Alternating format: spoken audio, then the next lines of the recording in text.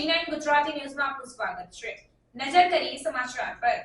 વિંછિયા ખાતે કેબિનેટ મંત્રી કુંવરજીભાઈ બાવળિયાએ પરિવાર સાથે મતાધિકારનો ઉપયોગ કર્યો। વિંછિયા ખાતે કેબિનેટ મંત્રી કુંવરજીભાઈ બાવળિયાએ પરિવારજનો સાથે મતદાન કર્યું।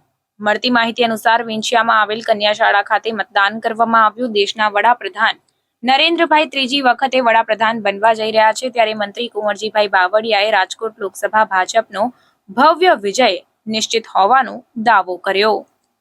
વિશ્વના સૌથી મોટા લોકશાહી ભારત દેશ કે જેની લોકસભાની 2024ની ચૂંટણી એના ગુજરાતના ત્રીજા તબક્કાનું મતદાન આજે શરૂ થઈ ચૂક્યું છે। રાજકોટ લોકસભા મત વિસ્તારના ઉમેદવાર ભારતીય જનતા પક્ષના આદરણીય પરસોત્તમભાઈ રૂપાલાના સમર્થનમાં અહીંયા અમારા 72 જસદણ વિધાનસભા મત વિસ્તાર અને સારાઈ લોકસભા મત વિસ્તારની અંદર ખૂબ મોટા પ્રમાણમાં જંગી બહુમતીથી આ વિસ્તારની અંદર મતદાન પણ થવાનું છે અને ખૂબ સારી લીડ પણ આ બેઠક ઉપરથી મળવાની છે।